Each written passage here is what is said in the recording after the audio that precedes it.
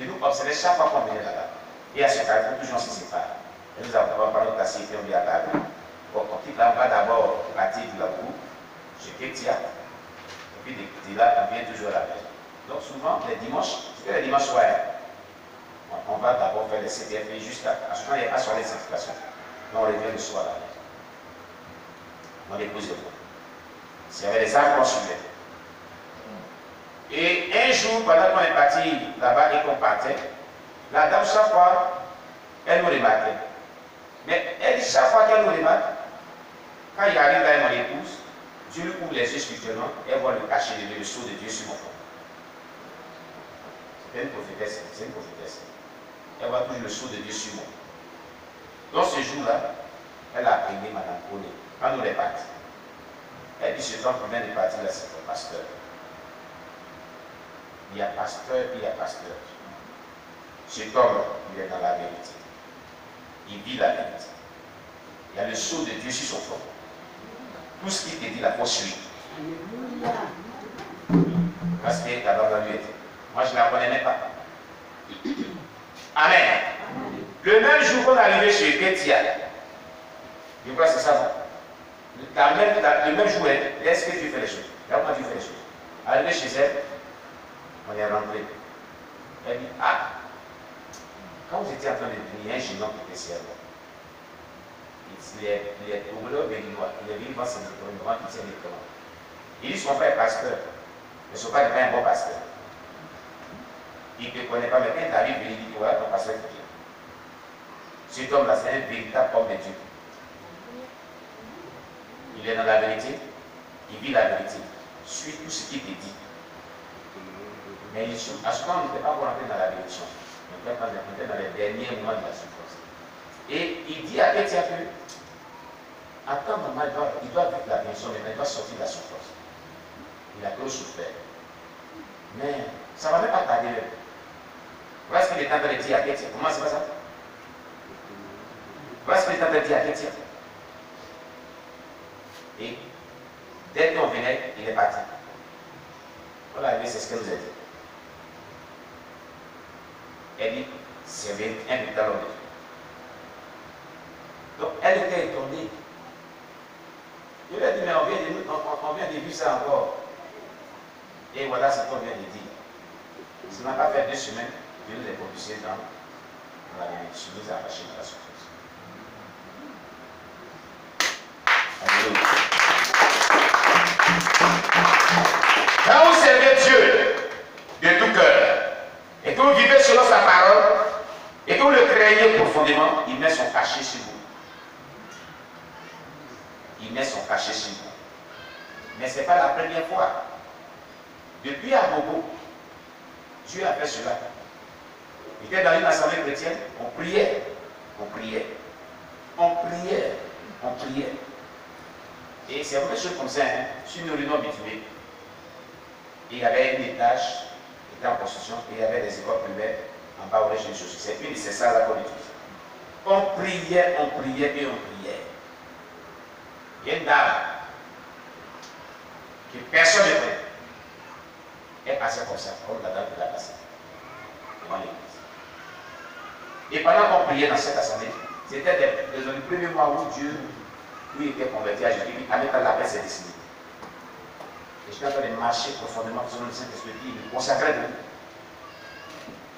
Et pendant que l'homme de Dieu était en action, l'onction est descendue sur cette femme qui passait au dehors. Il était tellement point sur l'homme de Dieu. L'onction est descendue sur elle au dehors. Elle a commencé à prophétiser. Elle est rentrée dans l'église. Elle dit, toi, tu n'es pas un vrai secteur de Dieu. Elle dit, arrête-moi tout ça. Toi, tu n'es pas un vrai secteur de Dieu. Tu trompes ta femme. Voilà ce elle qui couche au dehors. Toi, tu as tué ton grand frère. Prends ses billets. Il était le nom de la personne. On me suit partout.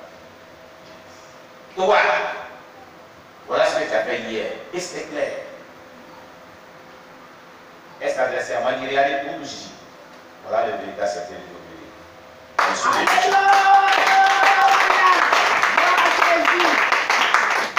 Vous comprenez? Ça c'était. Il sait où il s'est fait. Alors, comment c'est passé? Dans les premiers mois de mon appel. Vous comprenez? Il dit celui-là, c'est le parmi vous tous, voilà, mais c'était le décret. Mon souhait, c'est lui. Le son de Dieu, Dieu a son cachet sur ses poings. Dieu a son cachet sur ses enfants. Ce n'est pas n'importe qui met son cachet sur lui.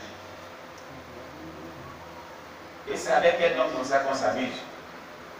Quand Dieu m'a retiré de là, il était en train de consacrer, il dit non, il n'y a pas le temps de fonder cette œuvre que vous voyez aujourd'hui. Il voulait la commencer, il a dit non. Va dans une assemblée chrétienne, tu vas faire ton prestage. Tu vas faire une formation pastorale, tu vas faire une prestation parce que la vision qu'il te donne nécessite cela. Vous comprenez? Vous savez comment c'est venu? Les gens, pour le sceau de Dieu, sont recherchés par Dieu. Quand Dieu fait des choses avec eux, ils n'arrivent pas à discerner cela.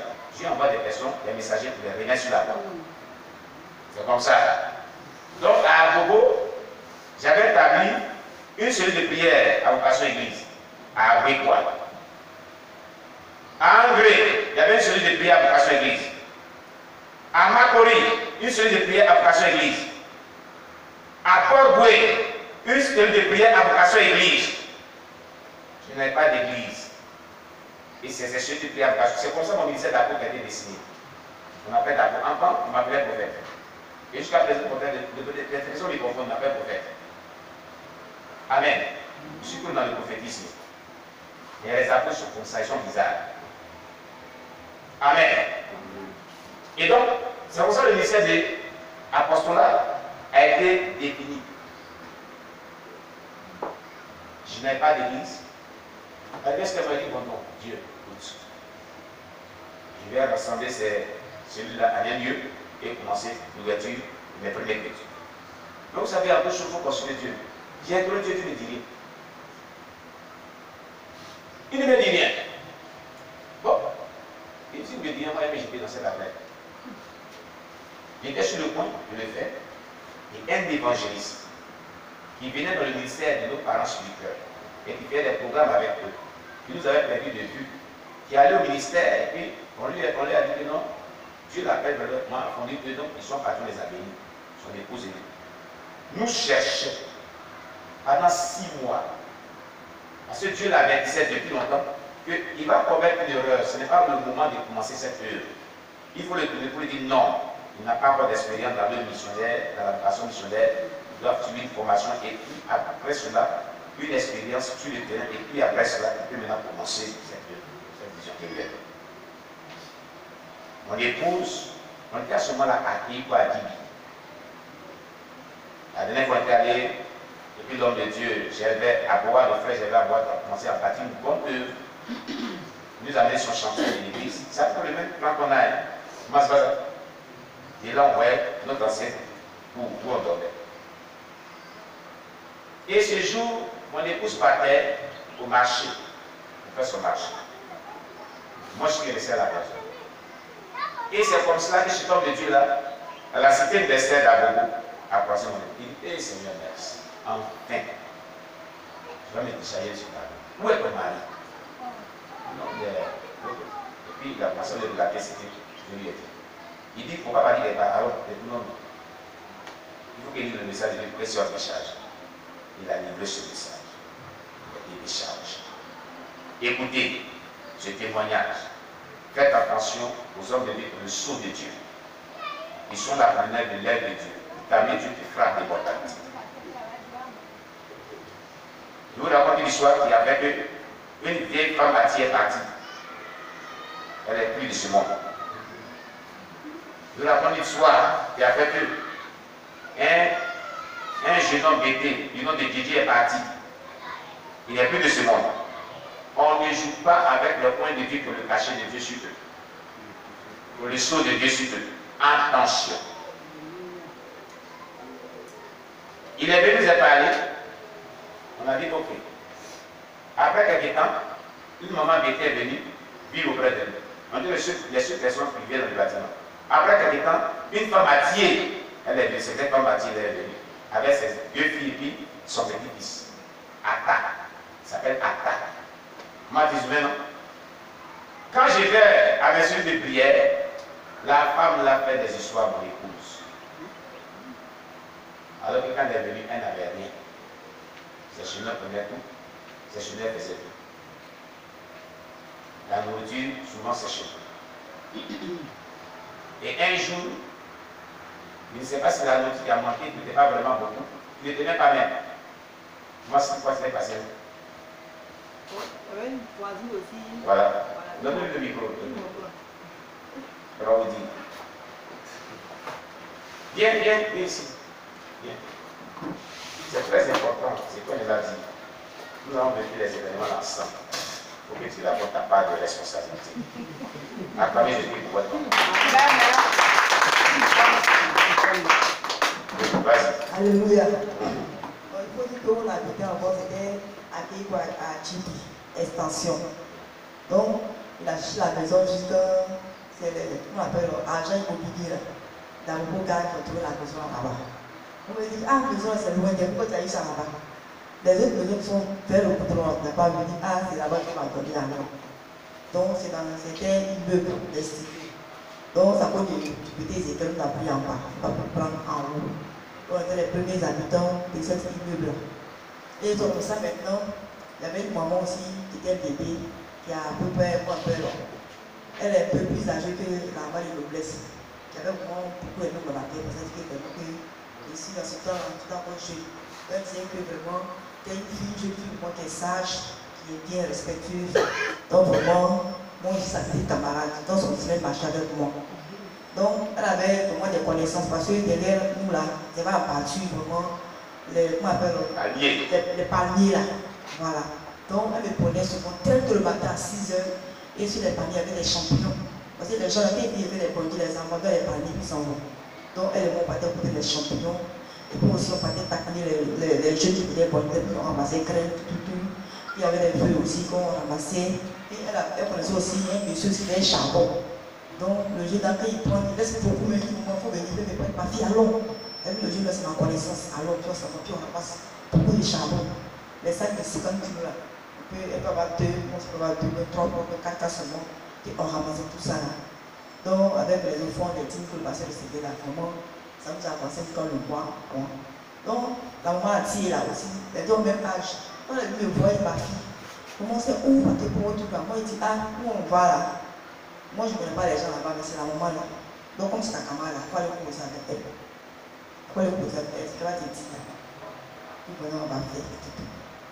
Donc, moi, j'ai parlé avec la maman Bété là, elle a dit que non, qu'elle ne va pas l'accompagner cette année là, qu'elle s'est accompagnée.